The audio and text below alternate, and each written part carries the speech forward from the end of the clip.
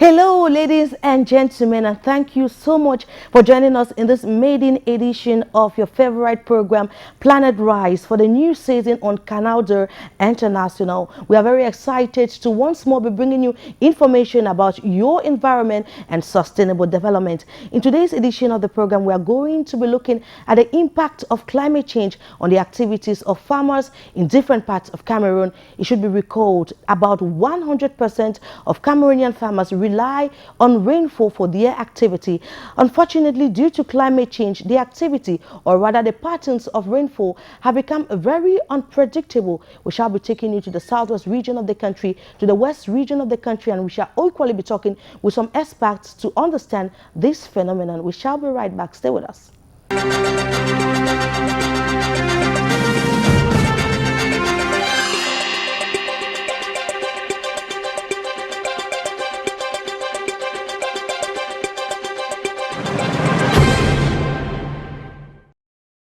Thank you for staying with us, and I'll invite you to watch this mini documentary where we went to the southwest region of the country, and farmers have been complaining of inadequate supply of the rainfall, which is having a toll on their activity. Co-division of the southwest region are experiencing firsthand the adverse effect of climate change. The unpredictable nature of the weather and uneven rainfall is causing a toll on their activity as they rely 100% on rain-fed agriculture. At first, they rely on that 15. The way 15, the B, we rain over still 4, and 15, the B, we rain already 4. So now the weather just be unpredictable. At first, our parents used to rely on March 15 to plant when rains fall. But today, the weather has become unpredictable. For instance, this year, rain fell in March. But this is April and there is so much heat in this hole. Now if you look at the crops behind me, like the maize and the goosey, they are not doing well. From behind, some maize they already get red. And so goosey then too, they don't just stand, they need the maize is reddish while the goosey is not sprouting as it should. But for the crops planted before the rains, they are doing well given the rains came and met them in the ground. And so they blossom. But other crops like cassava are not doing well because of too much heat. Plant cassava, so by they make at least some of the stem that they dry. Some of the farmers have already lost seedlings after miscalculating the rains. So with the vegetable that I missed after 1 week from that, because last Saturday the rain was threatening to fall and it never fell from there up to today. It has not fallen. So with the vegetable I missed, I checked it. It was green. And I was very happy that it's coming up. By the yesterday that I went there to check, I discovered I was already sleeping. As they are still very soft like that, you cannot sustain some. You have to die. But this year the rain don't come for the way it can come. It don't fall now just like about 4 times. Why they take care for my business. Sometimes the rain falls too much, and this is also bad for the crops.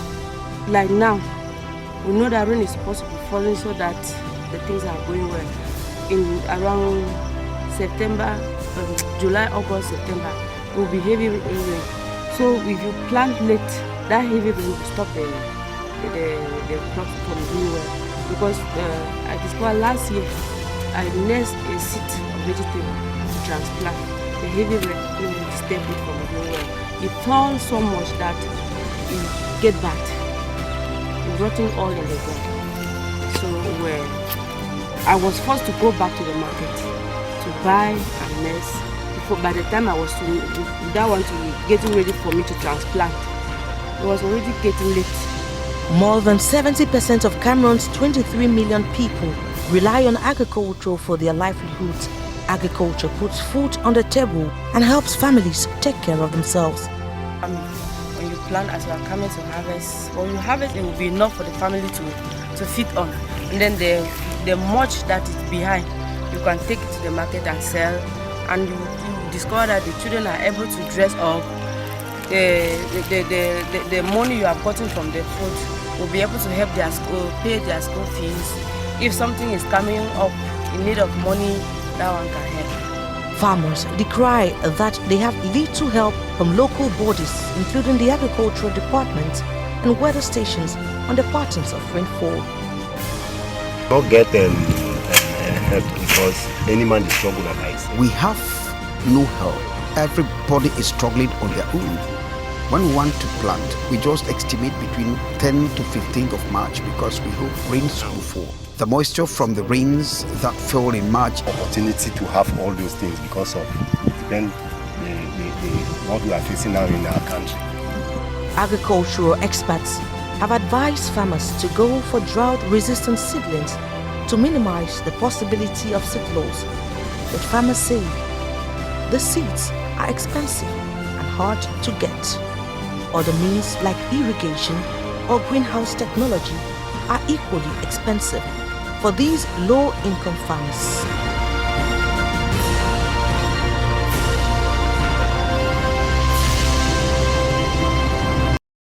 From the southwest region of the country, we'll now take you to the west region of the country, where it is a similar situation for the farmers in that part of the country. Farmers in Fumban, in the Noon division of the west region, say they are suffering from inadequate supply of the rain. In fact, most of these farmers are confused, but experts have equally blamed farmers and other local people for their activities, such as massive deforestation, which is going a long way to accelerate global warming. Take a listen to this element done for us by Monique Naosi and Nodine Joya.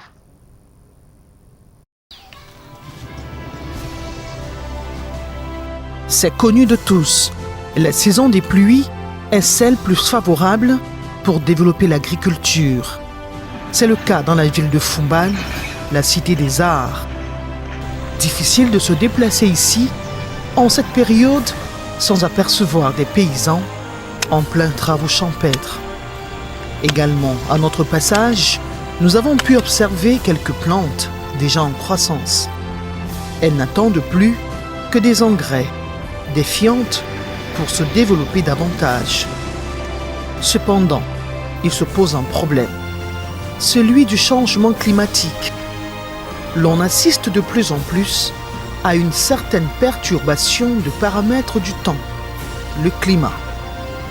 Tenez par exemple le phénomène de poussière, il réapparaît, ce qui n'était plus le cas il y a de cela plus de 3 semaines. Les paysans ne savent plus à quel sens se vouer. C'est le cas d'Abdourahman, un natif de Fumban. Le problème maintenant, c'est ce changement climatique qui devient de plus en plus récurrent. Nous sommes déjà au mois d'avril. Franchement, on ne sait pas si nous sommes en saison pluvieuse ou en saison sèche. La chaleur devient tellement alarmante, même dans l'agriculture. On ne sait pas si cette année, on aura un bon rendement. Parce que pratiquement 3 semaines déjà dans le Nord, il n'y a pas de pluie. En mars, ça se manifestait, fin mars, 4 jours de pluie intense. Mais les gens se sont rendus au champ, ils ont cultivé. Mais jusqu'aujourd'hui, plus de signes. Même quand tu vois comment les maïs sont en train de pousser, on ne sait pas franchement, c'est pas dans son état. On risquerait juste de revenir encore, refaire tous ces semences-là. Et finalement, le changement climatique, c'est qui menace un peu de partout, surtout dans notre département où à cette période-ci, les agriculteurs ils sont déjà fiers, mais beaucoup de questions restent à poser, soit la déforestation qui a touché ce secteur-là. Bon, on ne sait pas. Nous implorons et nous attendons peut-être la suite qu'il y aura un changement d'ici peu de temps. À la question de savoir à quelle saison sommes-nous finalement? Sommes-nous à la saison des pluies ou à la saison sèche? Les spécialistes tentent de donner une réponse. Nous avons rencontré Ahmed Getcom, délégué départemental de l'environnement pour le Noun. La problématique du changement climatique est une réalité au niveau global et particulièrement au niveau local. Nous assistons aujourd'hui à une certaine perturbation, une certaine variabilité des paramètres climatiques qui fait à ce que les choses ont beaucoup changé, qu'on ne maîtrise plus quand on se retrouve, quand aura lieu la saison de pluie ou bien aura lieu la saison sèche. Et c'est une réalité dans le monde, comme vous venez de le dire. Il y a de cela quelques jours, 2 à 3 semaines, les pluies ont commencé, mais malheureusement elles sont reparties. D'où la nécessité véritablement de réfléchir sur ce problème. Cela est lié à ce problème, comme j'ai dit, qui est sur le plan global lié au changement climatique. Et donc, ce qui fait que les pluies ne respectent plus les périodicités. Comme c'était automatique à l'époque, on savait que quand on arrivait au mois de mars, les pluies revenaient et les agriculteurs pouvaient commencer leur semis et ça continuait. Malheureusement, avec les perturbations climatiques, rien n'est plus clair, les pluies reviennent, elles repartent et cela va beaucoup plus impacter sur la production agricole et cela est beaucoup plus stressant compte tenu du fait que nous trouvons dans une zone où les populations mènent leur activité. Environ 70 à 75% des populations sont tournées vers l'agriculture. Et qui dit agriculture dit nécessairement qu'il y ait de la pluie pour pouvoir permettre à ces plantes ou bien à ces graines qui ont été semées de pouvoir pousser, grandir et donner de bonnes récoltes. Les environnementalistes ont choisi de prodiguer quelques conseils aux agriculteurs. Ces derniers appellent les uns et les autres au changement de comportement, tout en condamnant systématiquement la déforestation. La déforestation est un élément important qui contribue au changement climatique parce que plus on abat les arbres, puisque ça augmente ces problèmes de perturbation climatique. Et c'est une réalité au niveau local, les gens abattent les arbres soit pour l'agriculture, soit pour la recherche de bois de chauffe, soit même pour les constructions ou bien d'autres activités qui contribuent à la construction ou bien à l'expansion des villes. Il faudrait que les gens pensent à planter ces arbres parce que quand si on perd tous les arbres, on va beaucoup plus souffrir de ces problèmes de changement climatique. Les pluies vont partir. On rappelle, plus de 70% de la population du Noun vivent essentiellement de l'agriculture. La situation peut tourner au pire si rien n'est fait.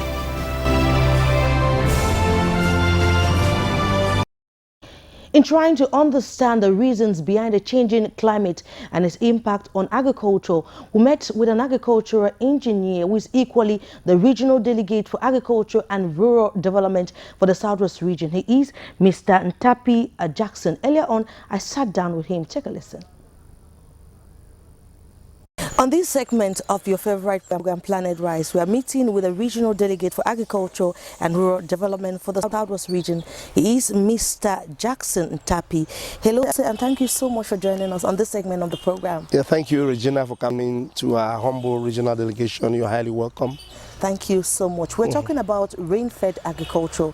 Now, before, our parents could bet rains will come on the 15th of March every year to permit them plant.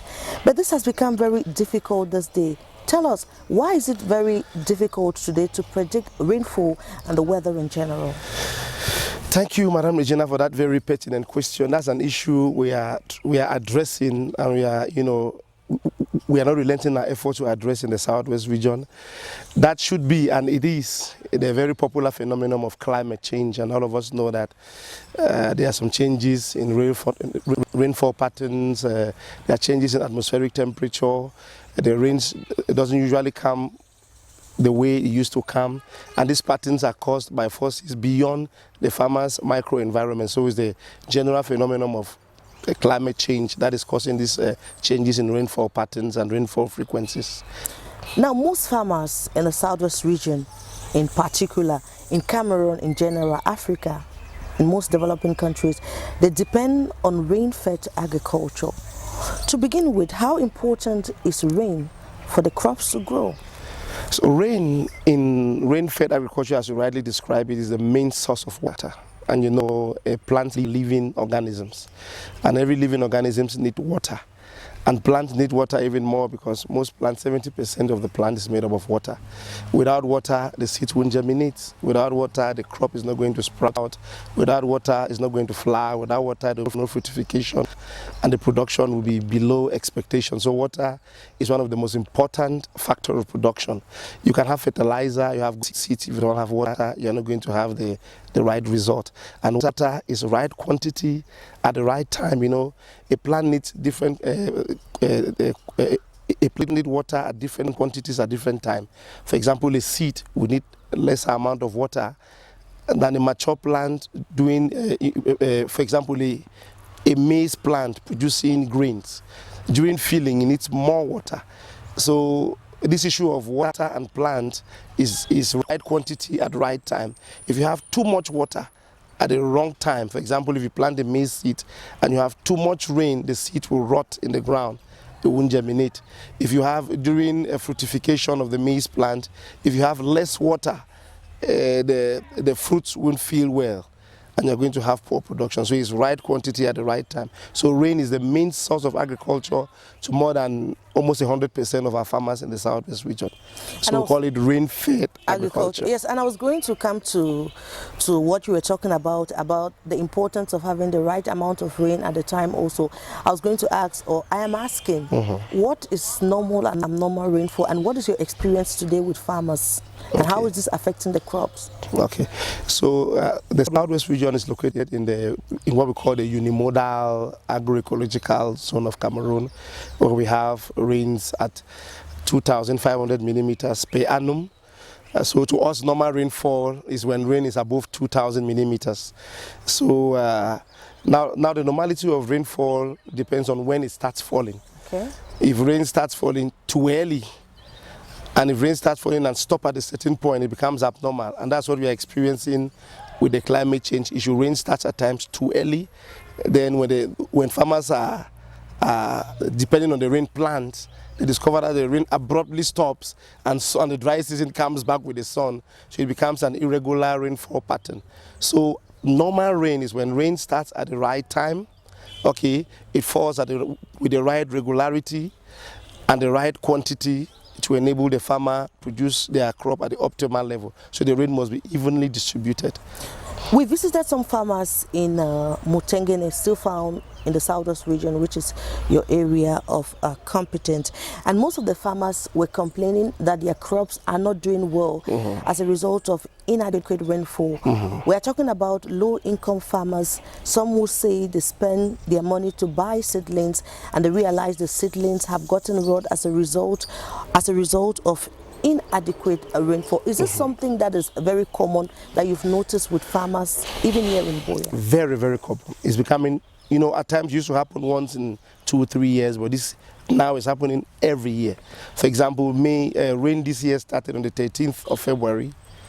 That's really 13th of February, that's the first rain. We had a good rain on the 13th of March. So farmers planted by the 13th of March. Now there is no rain. For almost 2 weeks now, there is no rain. And if you go around our maize crop, our maize farms, you discover what we call the fall armyworm. Without rain, the growth and spreading of insects is facilitated. So rainfall is very important in agriculture. It's a big problem we are facing, and we are trying to adapt and sensitize our farmers on how to adapt to this new challenge that has come to add to the other challenges that farmers are facing. It's a real problem. And that brings me to my question. What is the regional delegation for agriculture and rural development doing to help farmers to be more climate change resilient? Because the phenomenon is already there. How can these farmers adapt? What is your delegation doing to accompany farmers in becoming more resilient? Okay, it's not only our delegation, it's the Ministry of Agriculture as a whole. Okay. If you see, in the Ministry of Agriculture we have 4 programs. One of the programs has been allocated to sustainable development. Sustainable development means developing agriculture in a way that you are responsive to environmental changes, you are responsive to taking care of the environment. And we have discovered that the environment is changing, so our agriculture must change to adapt. So at the national level, we have what they call the National Climate Observatory.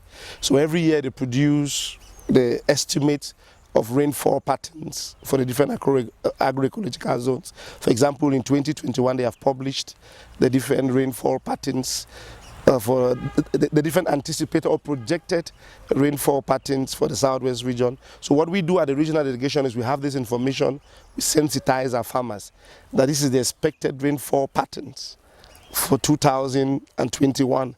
So if you are planting, you should expect this, you should expect that, so they can better make a decision on when to plant. And the rainfall pattern differs for different microclimates.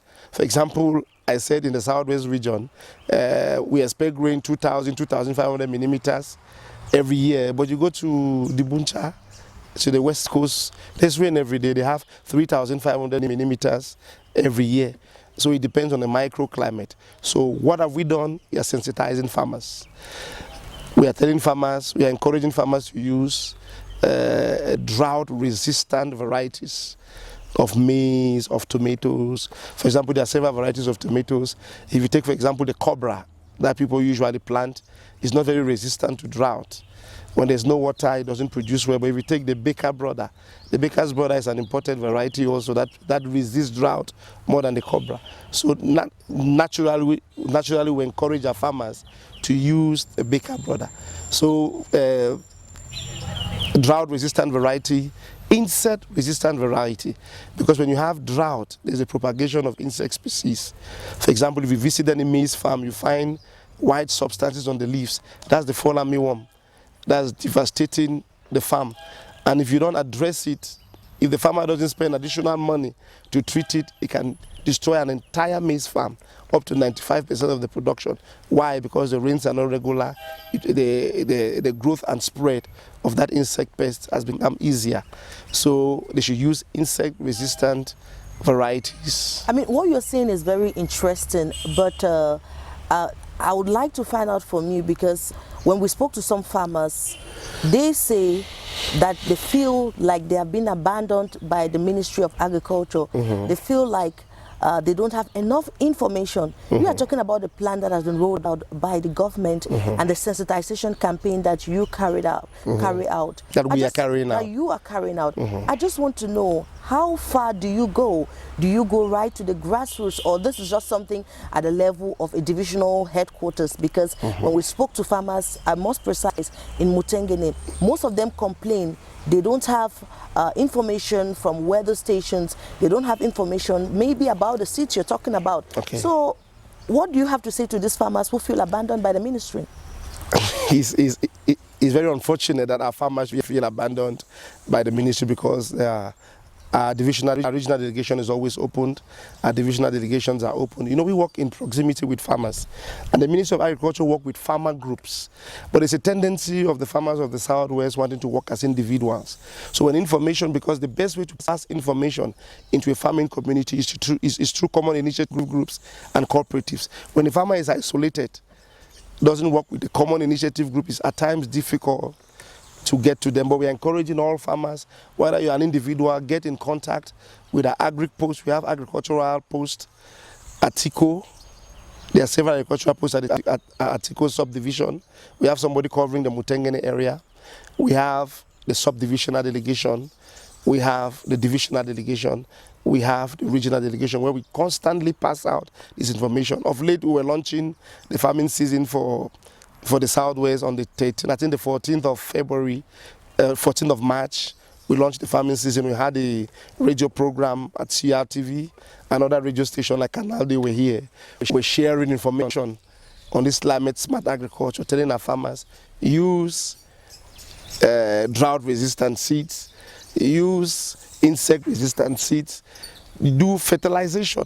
Can you imagine if I fertilize my maize and you don't fertilize your maize? When the rain stops, my maize can survive more than yours, because a fertilized maize has a better root. The root system of the plant is well developed. It absorbs a lot of water, giving it the ability to resist drought more than you who did not fertilize your maize. So we are sharing this information with the farmers. Unfortunately, of course, all of us know about the socio-political issues, because you're talking about Mutengene. Mutengene should not have that problem. As I said, Mutengene should be an individual farmer that's not working with a group. But in other areas, we cannot cancel the fact that some of our staff were not there. Because of the crisis? But now they are going back. As the situation is getting better, we are making sure that all of our staff are back in their station, sharing this vital information with farmers. Thank you so much for talking to us. Any last words? Well, my last word is to thank Canal and thank Regina for coming to our humble delegation. We thank you for the interest you're having for the Southwest farmers. We will not deny that our farmers have faced a lot of challenges. You know, the climate issue is an additional challenge to the several challenges that they have been facing. You know, the Southwest farmer was the most negatively impacted by the socio-political crisis, because this crisis was in the rural areas. Most of them abandoned their farms. Some people we used to call farmers are no longer farmers, because if you are planting an annual crop, when you after 3 years, you don't have a farm. Exactly. So they are going back now to their villages to start from scratch. So we are sharing the information with hierarchy that our farmers need help. We want to pass through this medium to encourage our farmers to go back to their villages, invest in their farms. The Ministry of Agriculture have several projects in place to help farmers, you know, relaunch their farm. And we are believing that by the end of 2021, we can stage a comeback of the Southwest agricultural sector. And thank you. Thank you so much, Mr. Jackson Tapi, for talking to us on Canal International, precisely on the program Planet Rice. Goodbye for now. And well, that interview with Mr. Tapi Jackson, the regional delegate for agriculture in the Southwest region, brings us to the end of this edition of the program on Canal International. Thank you for watching. Goodbye and God bless.